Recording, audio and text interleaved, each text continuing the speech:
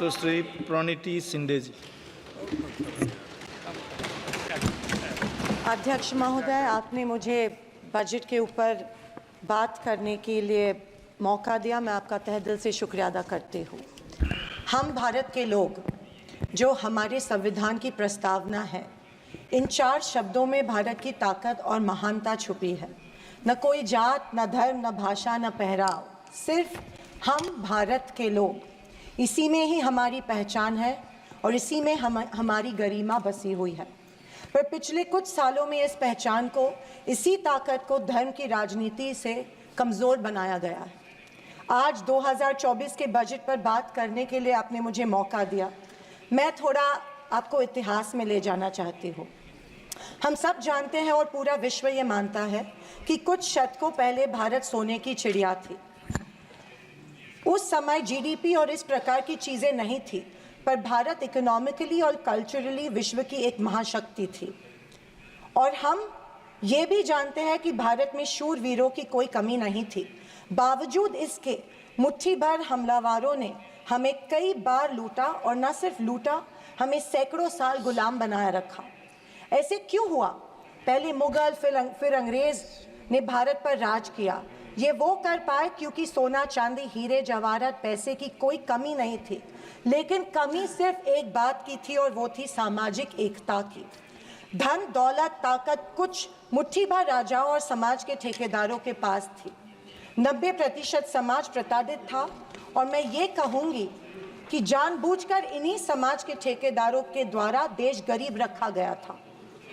आज हमारा देश दुनिया की 5वीं लार्जेस्ट इकोनॉमी है, और मुझे ये उम्मीद ही नहीं बल्कि पूरा विश्वास है कि हम जल्द ही दुनिया की पहले नंबर की इकोनॉमी बनेंगे, क्योंकि इसके प्रगति की मजबूत नींव स्वतंत्रता के बाद के सरकार ने रखी थी।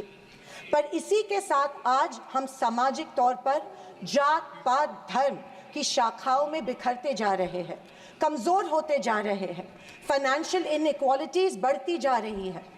पैसा और सत्ता कुछ चंद ठेकेदारों के पास संचित हो रहा है, या मैं ये कहूँगी कि सत्ता की लालसा में ऐसा करवाया जानबूझ के जा रहा है। मेरी ये सब बातें कहने का तात्पर्य यही है कि समाज की प्रगति सिर्फ मजबूत इकोनॉमी से ही नहीं, समाज की एकता में है, और हमें इतिहास में हुई गलतियों को दोहराने से बचना चाहिए। बीजेपी पिछले 1 दशक से सत्ता में है, पर इनके मुताबिक आज भी हिंदू खतरे में है। क्या ये हकीकत है, या फिर बीजेपी हिंदुओं को इस डर में रखकर अपनी राजनीति चमका रही है? आप बताएं, जो संस्कृति हजारों साल गुलामी के जंजीर में जकड़ी पड़ी है, रहने के बावजूद जिंदा है, जिंदा ही नहीं सारे विश्व में अपना डंका बजा रही है, वो खतरे में कैसे आ सकती है? पर फिर सोचने पर मुझे महसूस होता है कि बीजेपी और उनकी नीतियां की वजह से हिंदू खतरे में है। एक नदी के बहाव की तरह बहती चली आ रही हमारी हिंदू संस्कृति है। सामने आने वाले हर कट्टरता के पहाड़ों को काटते हुए, हर पत्थर के सेंध लगाते हुए वो बह रही है। उसके बहाव को ना कोई तलवार काट सकती है, ना ही कोई पहाड़ रोक सकता है। पर आज दुर्भाग्यवश उसी नदी के बहाव रोककर कट्टरता में ढालने की कोशिश की जा रही है, और मैं समझती हूँ कि यही भारतीय संस्कृति के पतन का कारण बन सकता है। अध्यक्ष महोदय, डॉक्टर बाबा साहेब अम्बेडकर ने बनाए गए संविधान के बदौलत पिछड़े और दलित वर्ग को आरक्षण के जरिए समाज में स्थान और सम्मान मिला, पर आज वह आरक्षण भी इनके नजरों में खटक रहा है। इसीलिए सभी सरकारी और निम्न सरकारी कंपनीज का प्राइवेटाइजेशन करके इनडायरेक्टली आरक्षण खत्म करने का षड्यंत्र बीजेपी कर रही है। स्पीकर सर, इनके मुताबिक गए 2014 के पहले कोई भी अच्छा काम देश में नहीं हुआ, और कुछ महानुभावों के मुताबिक देश आज़ाद ही 2014 में हुआ। खैर, आप कितनी भी कोशिश कीजिए, लेकिन इस सच्चाई को नहीं झटला सकते कि आज जो भारत चांद पर पहुंचा, उसकी नींव इसरो के रूप में पंडित नेहरू जी ने रखी थी। 2014 से बीजेपी अपने झूठे प्रोपेगेंडा से कांग्रेस की लेगेसी को मिटाने की पुरजोर कोशिश कर रही है, पर इनकी लाखों नॉन बायोलॉजिकल कोशिश के बावजूद दुनिया इस देश को नेहरू गांधी का देश ही मानेगी। ये दुनिया की किसी भी कोने में जब जाते हैं तो इनको गांधी जी के प्रतिमा के सामने ही नतमस्तक होना पड़ता है। ऐसी सरकार और ऐसे वित्त मंत्री से हम क्या उम्मीद करें जो प्याज के बढ़ते दाम के सवाल पर कहती है कि दाम बढ़ते हो तो बढ़ने दो, मैं प्याज नहीं खाती। स्कूल कॉलेज के फीस बढ़ते तो बढ़ने दो, हम शिक्षा नहीं भक्त बढ़ाते हैं। पर फिर भी जनता की प्रतिनिधि होने के नाते मेरा दायित्व है कि मैं लोगों के प्रश्न इस सदन में समक्ष पेश करूं। अध्यक्ष महोदय, पंतप्रधान किसान सम्मान योजना के बारे में मैं बोलना चाहती हूं। पंतप्रधान किसान योजना के माध्यम से किसानों को सालाना 6,000 रुपए दिए जाते हैं। 2,000 रुपए 3 इंस्टॉलमेंट्स में दिए जाते हैं।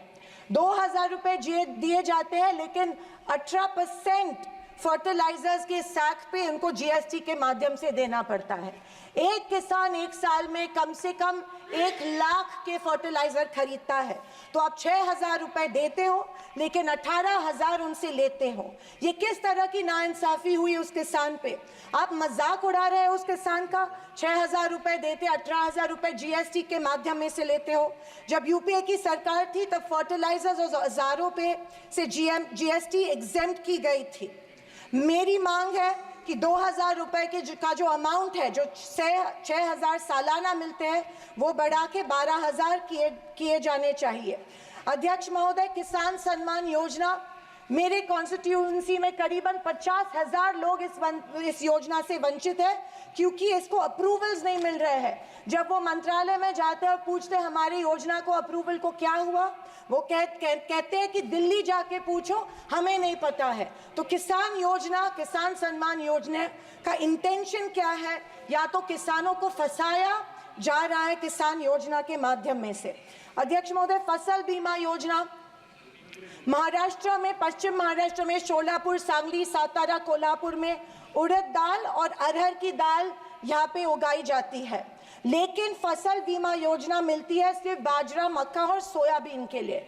आपके माध्यम में से मैं फाइनेंस मिनिस्टर से गुजारिश करती हूँ कि अरहर और उड़द के लिए भी फसल बीमा योजना के फॉर्म एक्सेप्ट किए चुके हैं, भर दिए हैं, लेकिन फसल बीमा योजना मिल नहीं रही है। अध्यक्ष महोदय, पंतप्रधान आवास योजना, आदरणीय फाइनेंस मिनिस्टर जी ने कहा कि एडिशनल 3 करोड़ हाउसेज घर यहाँ पे इंक्रीज करके इस बजट में दे रहे हैं, लेकिन पंतप्रधान आवास योजना का टारगेट अभी तक महाराष्ट्र को नहीं मिला है क्योंकि ये योजना जो है गांवठान जमीन पे घर बांधे जाते हैं, लेकिन असलियत ये है कि गांव में गांवठान जमीन है ही नहीं। जब कलेक्टर के पास जाते हैं तो कहा जाता है कि गांवठान जमीन नहीं है, गायरान जमीन ढूंढ के लाओ, हम आपको पीएम आवास योजना देंगे। अभी गांवठान जमीन लाएंगे कहाँ से?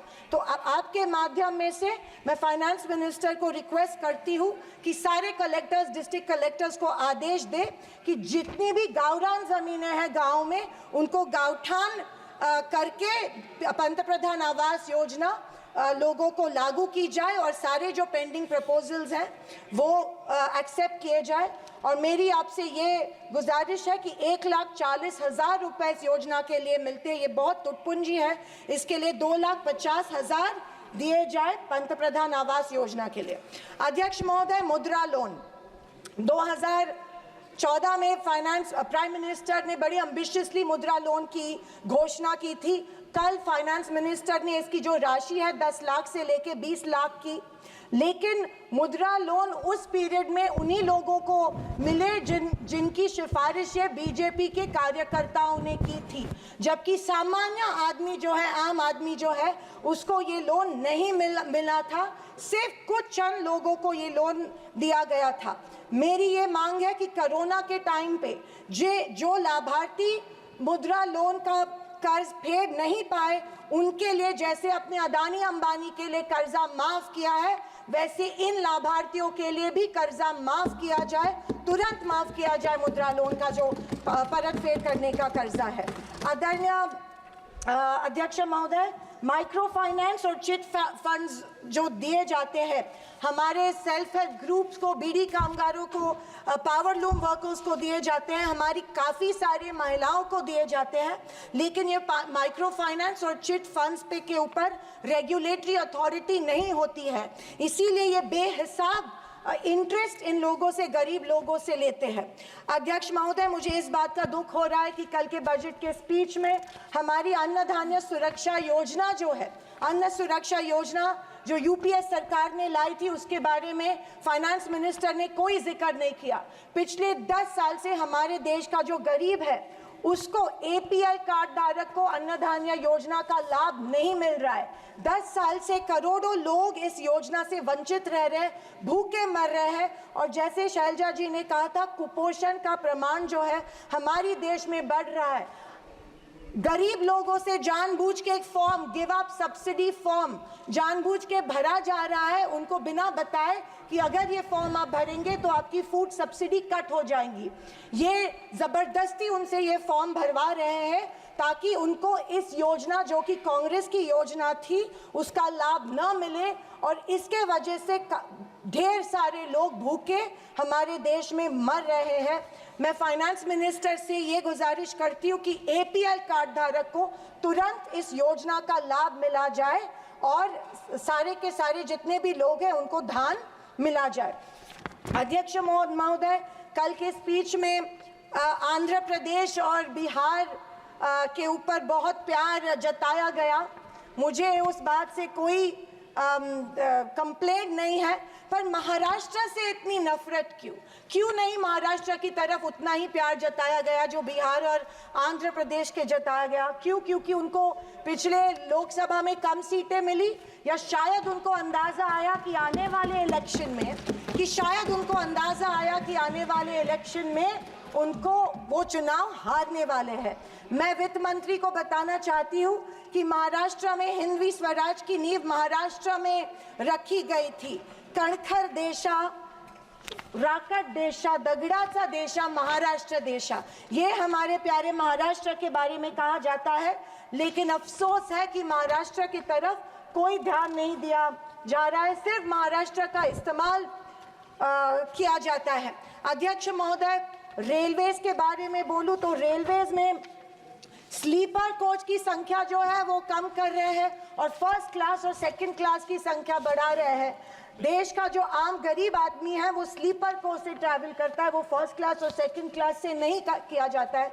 मैं आपके माध्यम में से मेडन स्पीच माध्यम में से गुजारिश करती हूँ कि स्लीपर कोचेस की संख्या बढ़ाई जाए। अध्यक्ष महोदय, मेरी शोलापुर के कुछ मांगे रखती हूँ और मैं समाप्त करती हूँ। हमारे शोलापुर में एयरपोर्ट है लेकिन एयर सर्विस नहीं है। उड़ान स्कीम में आया गया है, लेकिन जानबूझ के वहाँ पे जो चिमनी थी, ऑब्स्ट्रक्शन था, वो तोड़ा गया, लेकिन अभी तक वहाँ पे एयर सर्विस शुरू नहीं है।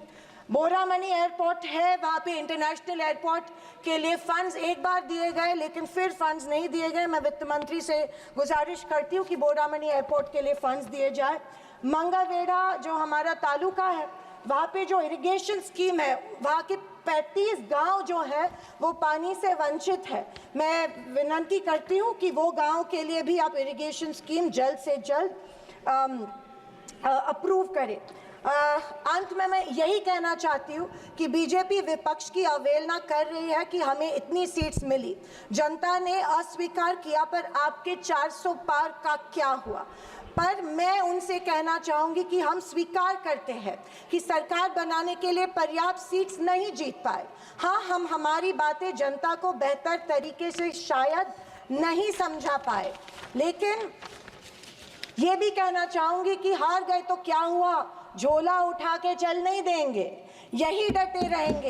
एक मजबूत विपक्ष के रूप में भारत की जनता की आवाज बुलंद करते रहेंगे, सिर्फ और सिर्फ इस देश के लिए और इस देश के जनता के लिए। और आखिरी कुछ शब्द कह के मैं समाप्त करना चाहूंगी कि सत्ता की लालच में न फैलाओ समाज में ध्रुवीकरण का रोग।